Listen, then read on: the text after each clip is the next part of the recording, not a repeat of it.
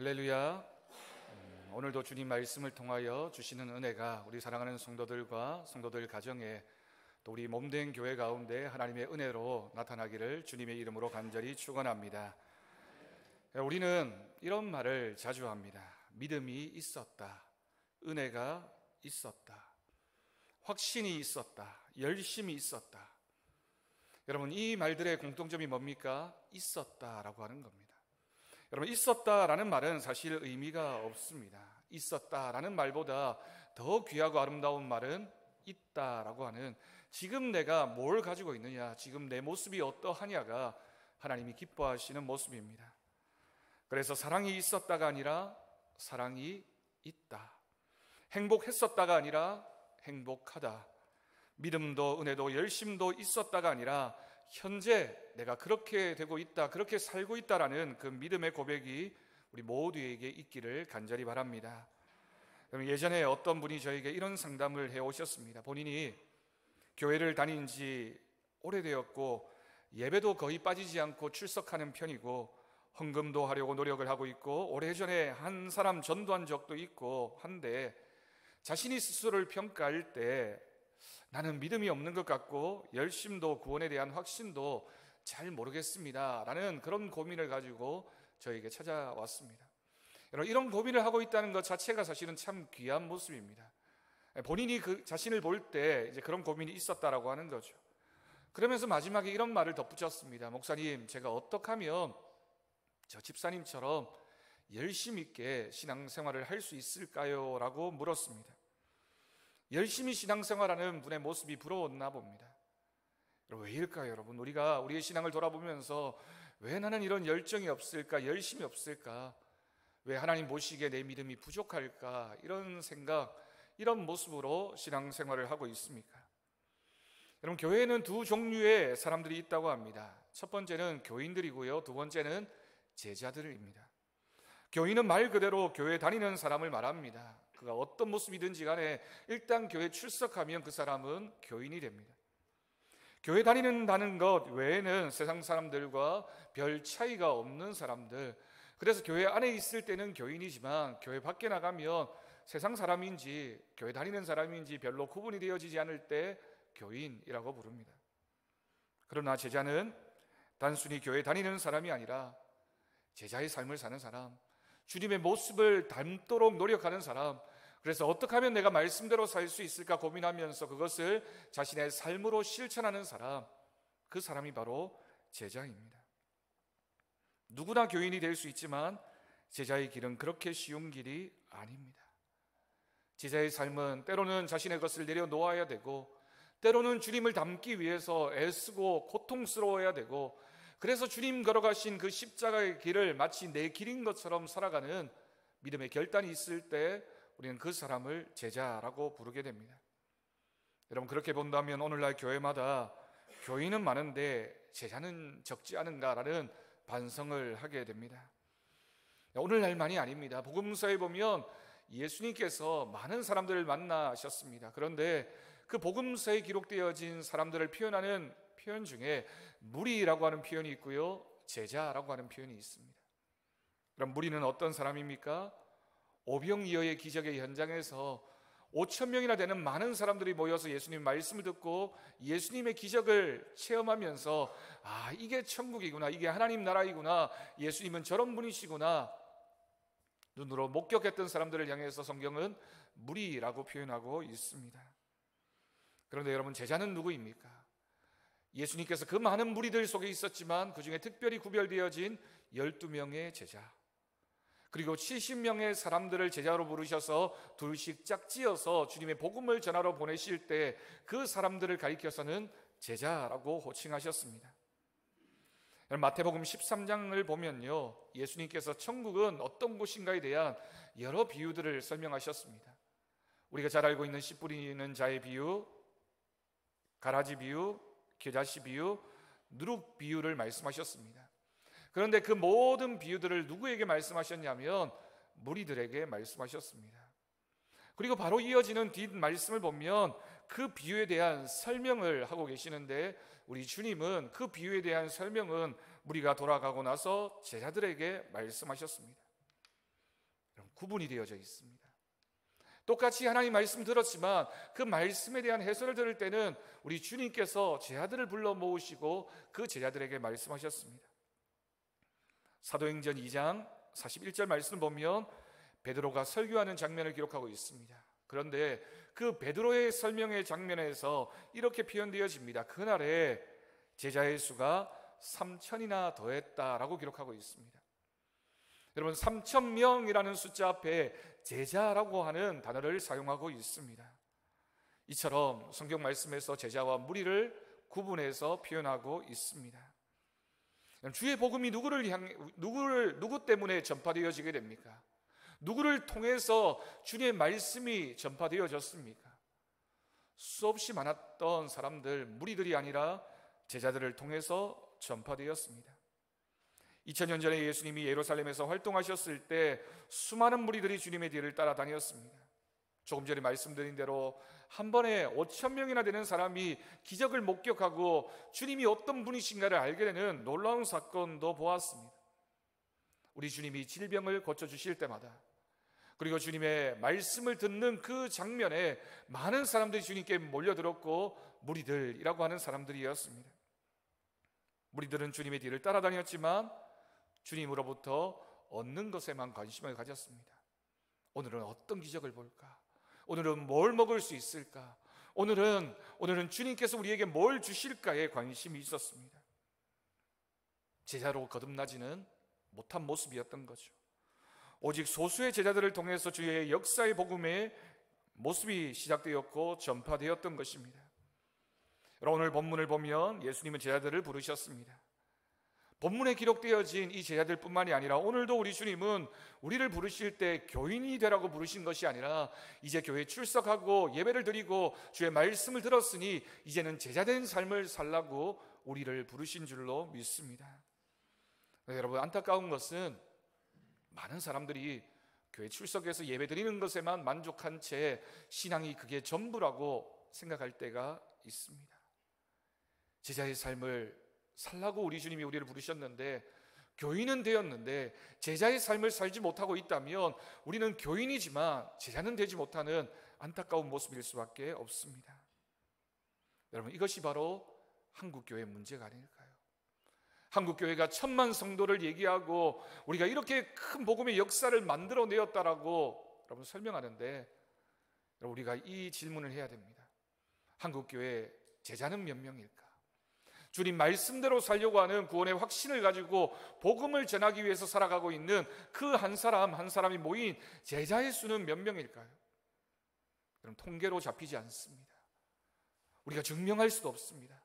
우리가 몇 명이라고 말할 수도 없지만 정말 한국교회가 필요로 하고 있는 사람들은 수많은 성도들의 숫자가 아니라 하나님 말씀에 헌신하는 그 사람, 제자들을 하나님께서 원하고 부르고 계시는 줄로 믿습니다.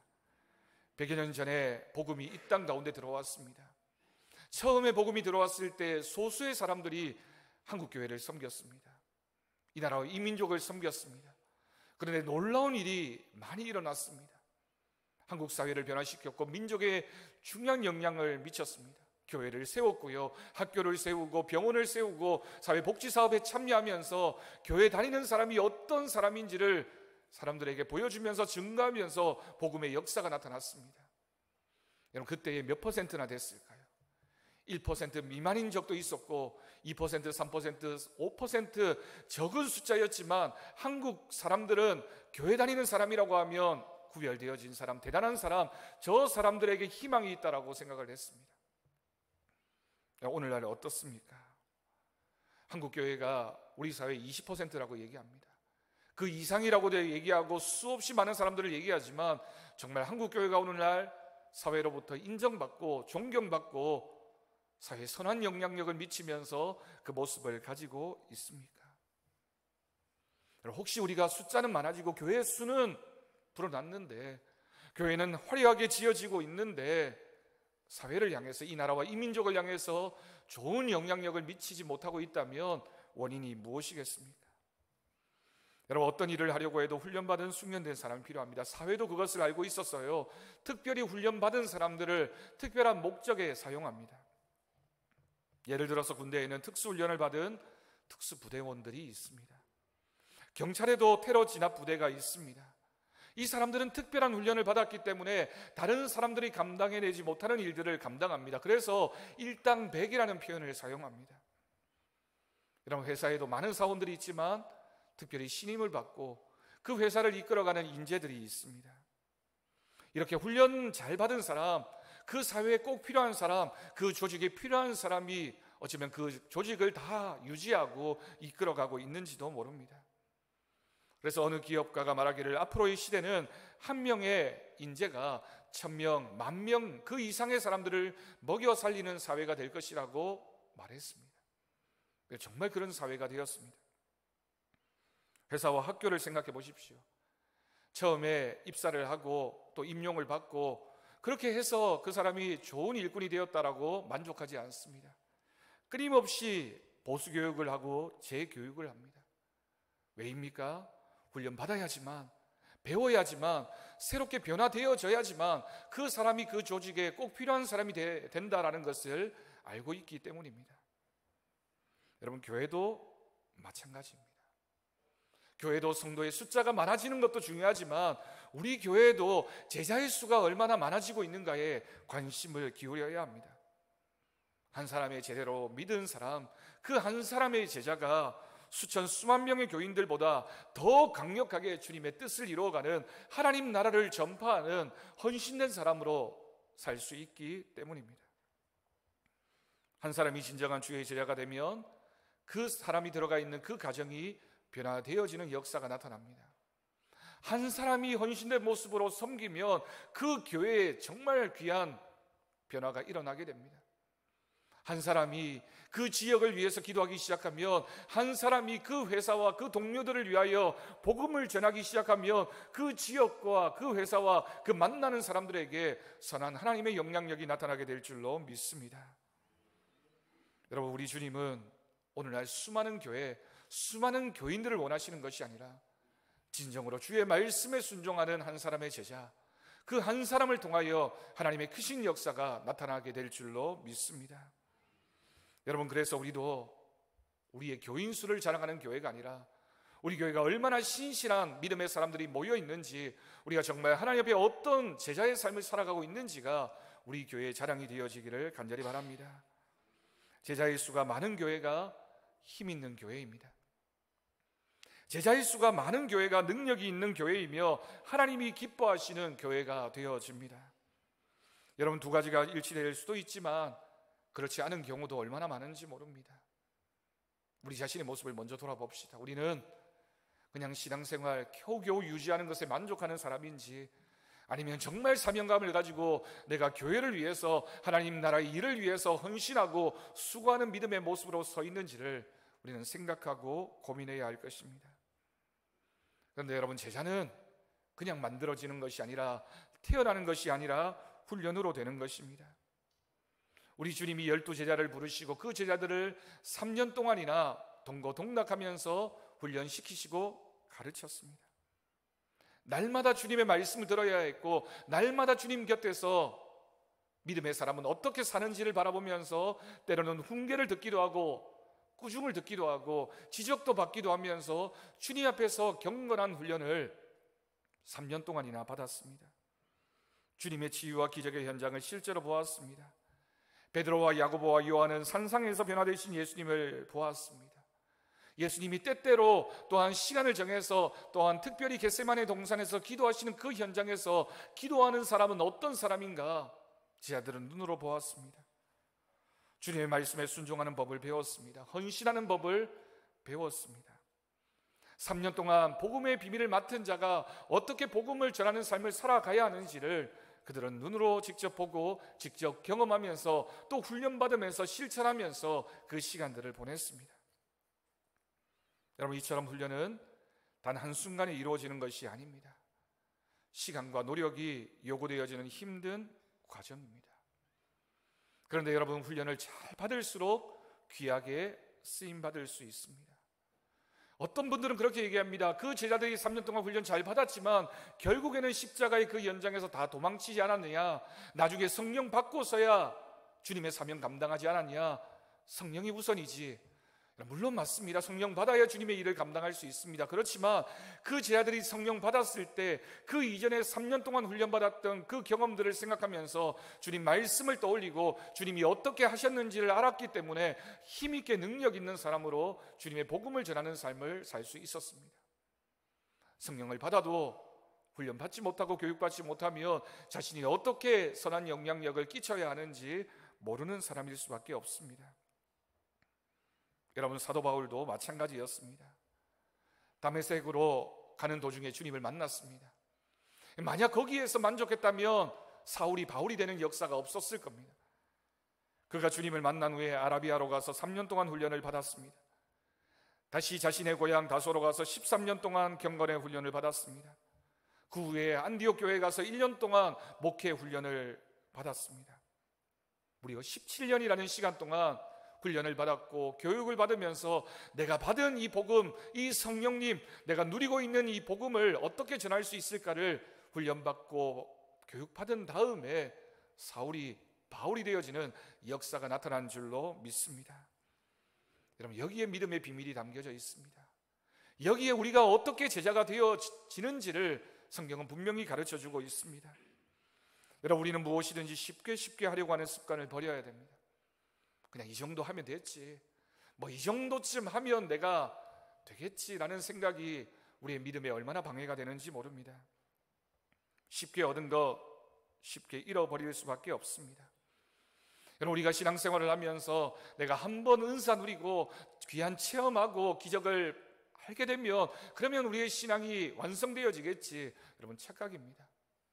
우리가 성화라고 부르는 믿음의 과정은, 믿음은 한 번에 우리가 주님을 만났다라고 해서 중생의 경험으로 완성되어지는 것이 아니라 끊임없이 우리의 삶을 통하여 주님을 닮아가는 신앙과 시간이 쌓여질 때 그 모습을 통하여 하나님의 은혜가 우리의 성화의 과정을 통하여 믿음의 사람으로 변화시키시는 하나님의 능력이 될 줄로 믿습니다.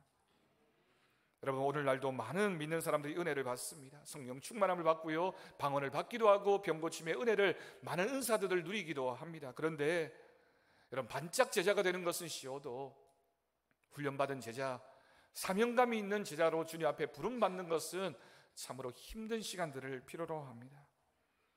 요즘 중국에서 발생한 신종 코로나 바이러스 때문에 전 세계가 혼란에 빠졌습니다. 우리나라에도 유입이 되어서 걱정과 염려를 하고 있습니다.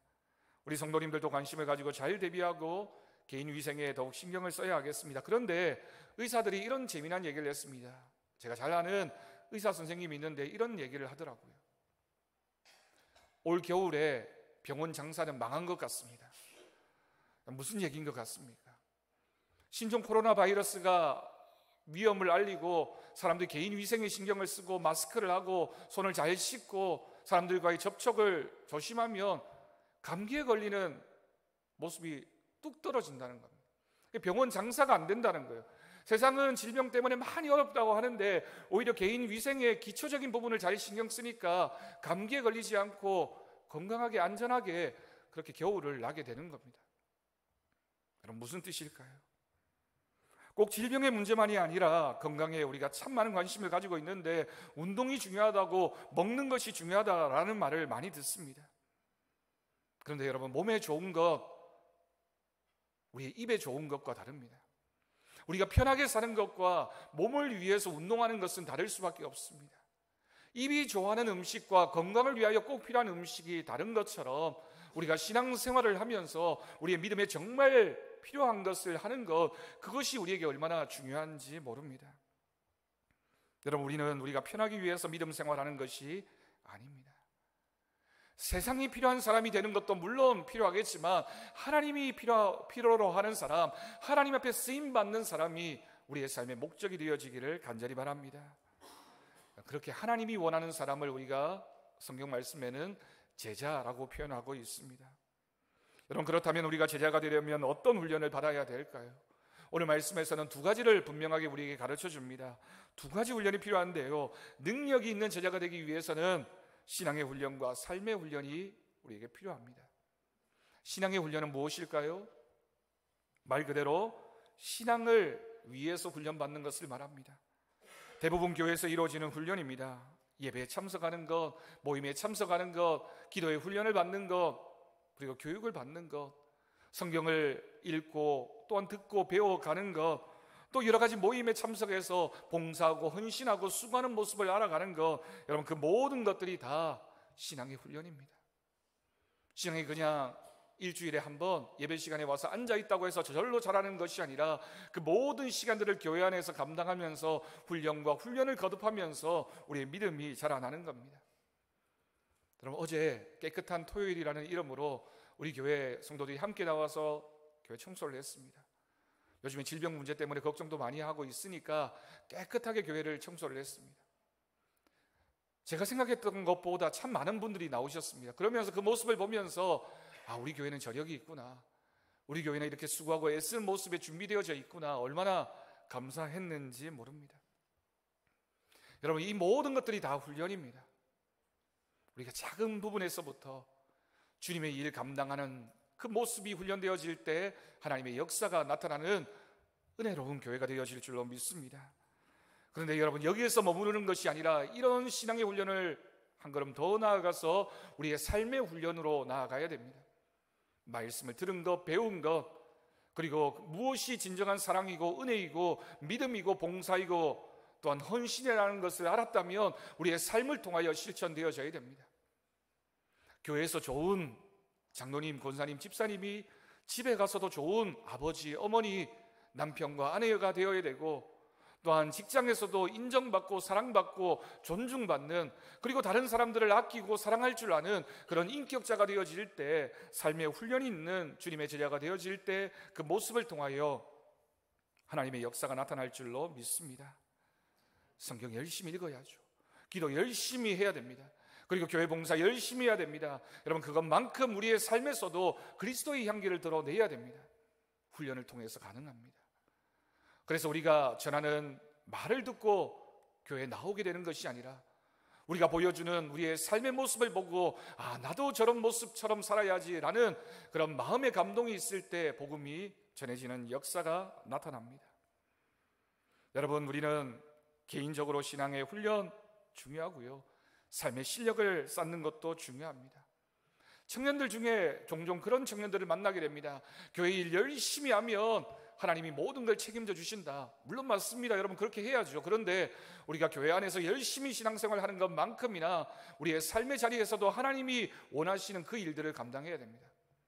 공부 열심히 해야 되고요, 노력해야 되고요, 성실해야 되고요, 많은 사람들과 좋은 관계를 맺어야 되고요, 좋은 습관과 좋은 삶의 태도를 가지고 우리의 삶을 가꾸어 가야 됩니다. 하나님이 그 모든 것에 훈련받기를 원하고 계십니다. 오늘 본문을 보면 예수님은 제자들에게 권능을 주셨습니다. 우리 주님이 제자들에게 주신 것을 권능이라고 표현하고 있습니다. 더러운 귀신을 쫓아내며 모든 병과 모든 약한 것을 고치는 권능입니다. 이 자리에 함께한 이 말씀을 듣고 있는 우리 모든 성도들이 주님이 주시는 이 권능을 받을 수 있기를 간절히 축원합니다. 그런데 여러분, 왜 주님께서 이런 권능을 제자들에게 주셨습니까? 왜 이런 능력을 주셨을까요? 제자들이 잘 먹고 잘 살게 하기 위해서 주님이 이 권능을 주셨을까요? 그렇지 않습니다. 우리는 그걸 잘 알고 있습니다. 주님의 복음을 위하여 사용되어지기 위해서, 우리가 받은 이 권능을 가지고 주님의 교회를 섬기며 세상에 복음을 전하는 그 한 사람으로 쓰임받기 위하여 하나님이 우리에게 주신 능력입니다. 이처럼 믿음의 능력은 주님께로부터 오는 것입니다. 주님이 우리에게 주십니다. 제자로 훈련받은 사람, 신앙적인 훈련과 삶의 훈련을 끊임없이 추구해 나가는 사람에게 주님의 권능이 임하게 되고, 주님의 권능이 있는 사람에게 하나님께서 은혜를 더하여 주십니다. 말씀에 권능이 임하면 말씀으로 내가 위로받을 뿐만이 아니라 그 말씀으로 남을 위로해 주는 능력자가 됩니다. 기도의 권능이 임하게 되면 기도할 때 그 기도를 통하여 기도에 응답받는 역사, 그리고 응답받은 것을 감사하는 믿음의 역사가 나타나게 됩니다. 귀신이 쫓겨납니다. 질병과 약한 것이 고침을 받는 기적과도 같은 체험을 통해서 우리의 믿음이 더 하나님 앞에 쓰여질 뿐만이 아니라 우리의 그 모습을 보고 사람들에게 주님의 복음을 전하는 간증의 모습도 나타나게 됩니다. 이처럼 잘 훈련받은 제자의 삶을 귀하게 살아가는 것, 하나님이 원하시는 제자의 삶인 줄로 믿습니다. 여러분, 제자이십니까? 오늘 말씀은 우리에게 분명히 그것을 묻고 있습니다. 여러분, 우리가 교인이 되었다는 것에 대해서 만족하고 있다면 우리는 아직 제자 시작하지 못한 겁니다. 자신의 선택 여부에 따라 우리의 남은 인생은 엄청나게 달라질 수 있습니다. 여러분, 경제학적인 용어 중에 기회의 상실이라는 말이 있습니다. 여러분, 기회의 상실이라는 말의 뜻은 모험이나 투자를 해서 돈을 잃는 것보다 시도하지 않아서, 기회를 사용하지 않아서 더 큰 손해를 본다는 겁니다. 여러분, 시도했으니까, 도전했으니까 실패할 수도 있습니다. 성공하고 싶지만 실패하는 게 인간의 모습이죠. 그런데 실패해서 잃어버리는 것보다 시도하지 않아서, 도전하지 않아서 잃어버리는 게 더 많다라고 하는 경제학자들도 알고 있는 삶의 원리입니다. 여러분, 믿음의 기회가 있습니다. 하나님 말씀 들었습니다. 아이고, 말씀 들었다고 해서 내 삶이 뭐 그렇게 변화되어지지 않을까, 변화될 수 있을까? 가만히 있으면 여러분, 실패도 하지 않지만 우리의 믿음에 어떤 변화도 일어나지 않습니다. 말씀을 들었으니까 내가 한번 시작해 봐야지, 도전해 봐야지, 변화된 삶을 살아봐야지 라고 결단했을 때 실패는 할 수 있어도 하나님이 주시는 은혜가 충만하게 우리의 삶에 나타나게 될 줄로 믿습니다. 우리 주님은 우리에게 제자로서의 훈련의 삶을 허락해 주십니다. 오늘부터 찬양 예배 시간을 이용해서 5주간 동안 재직 교육을 하게 됩니다. 여러분, 재직 교육이 별로 특별하지 않은 교육일 수 있습니다. 정말 단순하고 가장 기초적인 부분들을 우리가 다시 한번 점검하는 시간으로 삼으려고 합니다. 그런데 여러분, 그 시간들이 얼마나 귀한지 모릅니다. 우리가 그 시간, 믿음의 기초, 복음의 가장 기본적인 내용들, 그리고 혹시라도 우리가 잊고 살았던 그런 믿음의 모습이 있다면 그 모습들을 통하여 우리가 점검하면서 다시 한번 시도하게 되고 도전하게 되고 재직으로서, 제자로서 우리의 삶을 확인하게 되는 시간입니다. 여러분, 우리 사랑하는 재직들, 그리고 우리 사랑하는 성도들 다 참여하십시오. 그래서 한번 점검해 보십시오. 그리고 훈련 받으십시오. 그리고 내가 그 말씀에 아멘으로 응답하면서 내 삶의 변화를 한번 결단해 보십시오. 빠짐없이 참석해서 은혜를 받고 세상에서 승리하는 우리 모두가 되기를 간절히 바랍니다. 믿음의 도전이 필요합니다. 믿음의 결단이 필요하고요, 믿음으로 시도해서 하나님의 뜻을 이루어가는 열심이 있을 때 그 한 사람이 변화되어지고 그 가정과 교회가 변화되어지는 하나님의 놀라운 역사가 있을 줄로 믿습니다. 다시 한번 오늘 본문 말씀이 읽습니다. 마태복음 10장 1절에서 4절까지 말씀인데요, 2절부터 읽겠습니다. 여러분, 눈으로 한번 바라보시길 바랍니다. 12 사도의 이름은 이러하니 베드로라 하는 시몬을 비롯하여 그의 형제 안드레와 세베대의 아들 야고보와 그의 형제 요한, 빌립과 바돌로메, 도마와 세리마테, 알페오의 아들 야고보와 다데오, 가나나인 시몬 및 가룟 유다 곧 예수를 판 자라. 아멘. 여러분, 12 제자들의 이름이 기록되어져 있습니다. 12 제자들의 모습을 생각해 보면 출신이나 성품이나 그들이 했던 일들이 참 다양합니다. 그런데 여러분, 그 12 제자들 이름 가운데 여러분들의 이름이 보이십니까? 여러분은 어떤 제자입니까? 성경은 완성되어져서 그 성경책 가운데 우리의 이름을 기록할 수는 없지만 이 말씀이 살아서 역사는 오늘 우리에게 주어진 말씀이라는 것은 이 제자들 이름 가운데 우리들의 이름도 있어야 된다는 뜻입니다. 우리가 각각 다른 제자의 이름을 본받아 기록되어질 수는 있어도 주님의 복음을 외면했던 가룟 유다와 같은 이름으로 기록되어져서는 안 될 것입니다. 여러분, 다시 한번 오늘 말씀을 보면서 내 이름은 어디에 기록되어져야 될까? 나는 어떤 제자이어야 될까? 주님이 기뻐하시는 제자는 어떤 사람일까? 실패를 두려워하지 않고 믿음의 귀한 도전을 만들어가는 저와 여러분이 되어지기를 간절히 바랍니다. 그래서 끝까지 주님과 함께하며 주님의 일을 감당하며 믿음으로 살아가며 우리에게 주어진 이 시간들, 이 믿음의 고백을 아름답게 감사함으로 나타내 보이며 주님의 복과 은혜를 누리는 저와 여러분의 삶이 되어지기를 간절히 주님의 이름으로 축원합니다. 기도하겠습니다.